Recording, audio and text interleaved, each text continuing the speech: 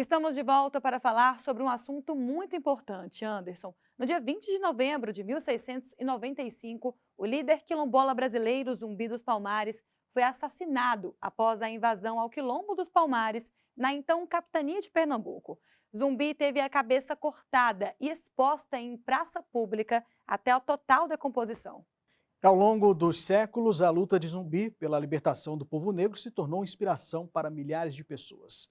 Em 2011, o governo brasileiro sancionou a lei que instituiu 20 de novembro como o Dia Nacional de Zumbi e da Consciência Negra. Atento à importância do tema, o TST realizou diversas ações de conscientização, como o curso de letramento racial. Vamos ver na reportagem de Rafael Oliveira. Você sabe o que é letramento racial? Na infância, somos alfabetizados. Aprendemos a ler e a escrever. Ao longo da vida, somos letrados. Aprendemos a compreender o que nos é ensinado e, consequentemente, como o mundo funciona. O conceito de letramento racial propõe uma alfabetização do ponto de vista de raça. Ele foi criado pela socióloga americana Frances Widens Twine em 2003. A primeira tradução para o português é atribuída à psicóloga doutora pela Universidade de São Paulo, Lia Vine Schumann. Segundo Lia, o letramento racial está relacionado à necessidade de desconstruir formas de pensar e agir que foram naturalizadas. Para isso, ela propõe os seguintes passos. Branquitude é o nome dado à construção da identidade racial branca dentro de sociedades estruturadas pelo racismo. É a ideia de que a raça branca é superior às outras, que só pessoas brancas são seres humanos e que as pessoas negras estariam excluídas dessa classificação. O racismo não está no passado. Ele não acabou com o fim do sistema escravocrata. Estatísticas comprovam que a população negra continua no topo dos índices de vulnerabilidade social. Por isso, políticas públicas e ações afirmativas são necessárias para construir alternativas para esse cenário de desigualdades. Aqui a frase de Nelson Mandela é autoexplicativa. Ninguém nasce odiando outra pessoa pela cor de sua pele, por sua origem ou por sua religião. Para odiar, as pessoas precisam aprender. E se podem aprender a odiar, elas podem ser ensinadas a amar.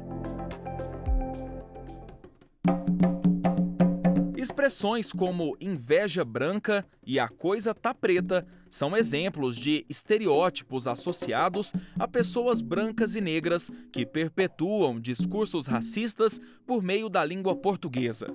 A primeira é associada à bondade, enquanto a segunda traz uma conotação negativa. Ao substituí-las, o próprio vocabulário rompe o ciclo do racismo.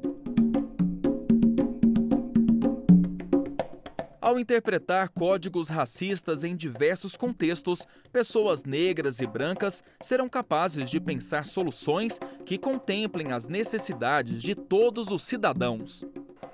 E o que as pessoas realmente pensam sobre o assunto?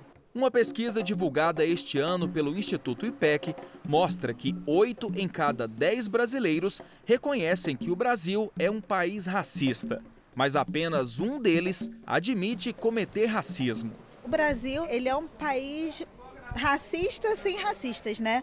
Existe uma pesquisa que aconteceu agora em meados do ano que fala que 81% das pessoas entendem que o Brasil é um país racista, mas só 11% das pessoas se declaram racistas. Então a gente tem aí meio que um crime sem corpo, né?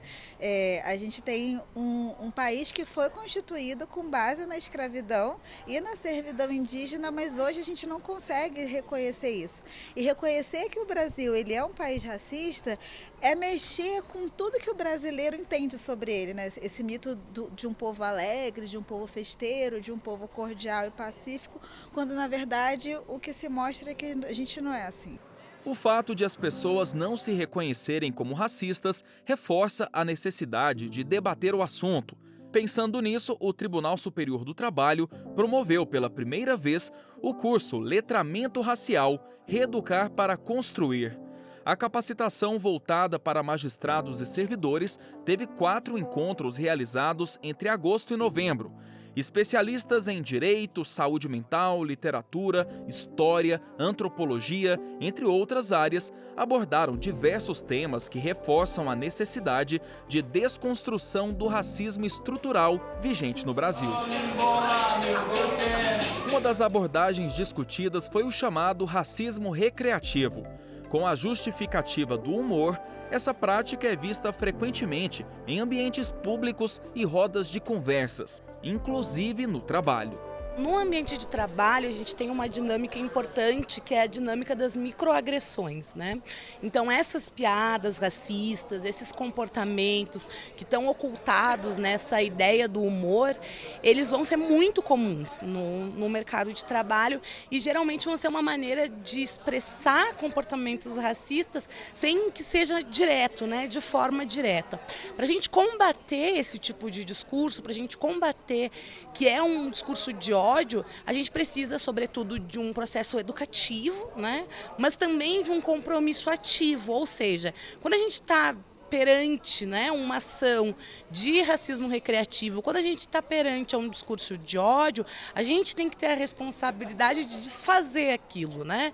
De nos posicionar e dizer, bom, isso aqui está errado, isso aqui não é correto, isso aqui é uma forma de manutenção de um sistema de violência que, inclusive, muitas vezes impossibilita as pessoas de trabalhar, né? Se torna um ambiente de trabalho hostil que, consequentemente, vai ter impacto nos resultados daqueles trabalhadores. Esse posicionamento combativo nem sempre é visto por aí, mas se faz necessário para que haja uma real mudança na sociedade em que vivemos, como explica a professora Tula Rafaela. O que a gente precisa é escolher se a gente vai colocar um óleo para que a engrenagem funcione mais adequadamente, continuando a moer, né, e distribuir violência desproporcional para determinados grupos, para que o poder continue sendo desproporcionalmente distribuído para outros, ou se a gente vai se colocar como pedra no meio dessas roldanas. E se colocar como pedra no meio dessa roldana, é isso mesmo. Estão vendo a imagem? Estão pensando no negócio, não estão pensando? Pensou no que acontece quando bota o óleo, não pensou? Pensou em colocar uma pedra? Está vendo o que acontece com a pedra? Se imaginou no lugar da pedra? É isso que a gente precisa que vocês façam. Porque a gente não vai continuar sustentando sozinhos e sozinhas o funcionamento, né, de uma sociedade em que seja possível viver. Porque, para nós, a garantia da sobrevivência está condicionada a assumir o lugar de pedra. Porque, sem o lugar da pedra, a gente já não existe.